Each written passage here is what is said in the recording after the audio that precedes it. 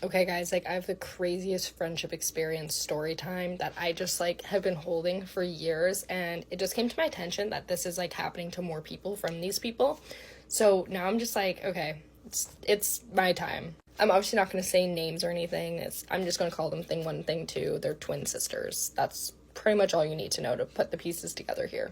But like, have you guys been friends with like people that just like lie about like anything and everything? Well, yeah, like now take that, times it by a million. Like, think like pretends they have cancer level. Yeah.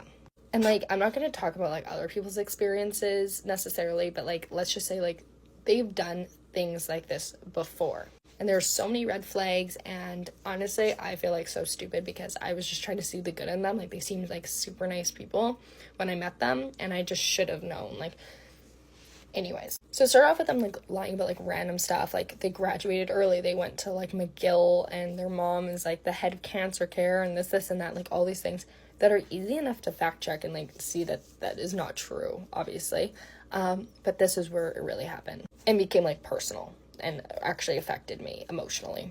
So we booked a trip to Calgary Stampede. We'd only been friends for probably like 2 or 3 months at this point.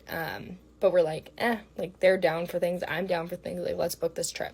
And there's 5 of us going, so it's me, my friend, them two, and their friend. And like the hard part about it is because like unless you experienced it personally, like you will never understand this truly. But now that I know other people have experienced it like firsthand, it like makes me feel like I can actually share this and not feel like crazy. So pretty much the very first night that we get to Stampede, one of them is in the room with us, one of them is in a different room getting ready, and the one in the room with us just starts crying and saying how she like pretty much is gonna die, and she has lung cancer and is on a lung transplant list, and that she's been in and out of the hospital for the last like month or something without us knowing.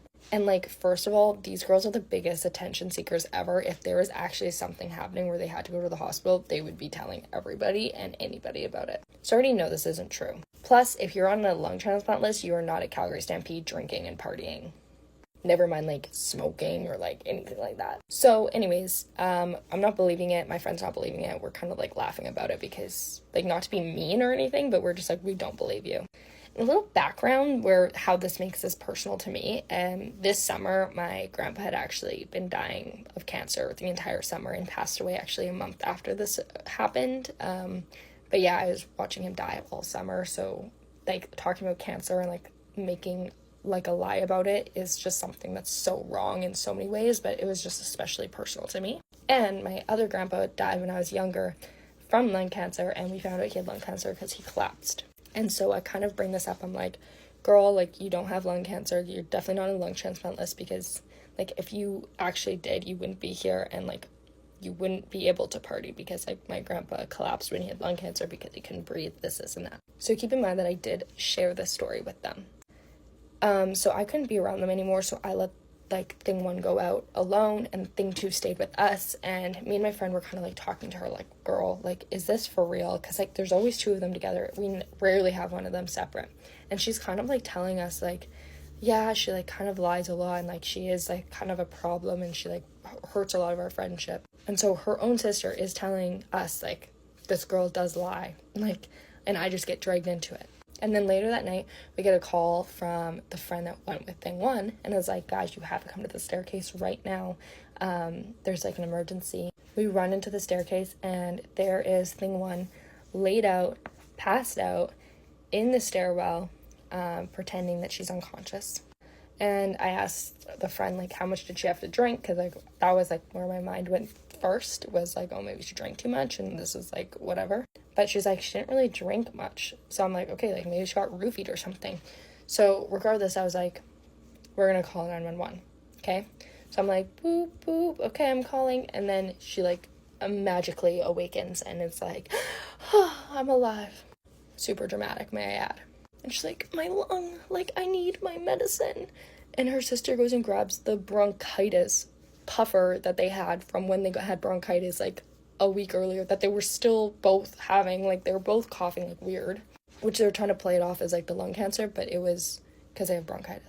Anyways, so then I like put all of the pieces together, and I was like, oh my god, she's trying to pretend like to pass out to try and make this more believable, that like, because this is what happened to my grandpa. when he found out he had lung cancer. And that's when I was like, these people are evil.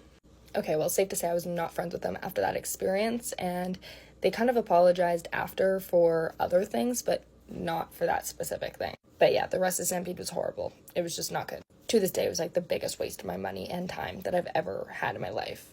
But whatever. So I got back home and I wrote out this entire notes thing, which I'm sure I could probably find somewhere still. It had all the receipts of like everything, all their lies, everything they've ever said, like everything. And at the end, because I was like, okay, I honestly think that someone should just tell them these things, because if I was this psychotic and delusional, I would want someone to just tell me.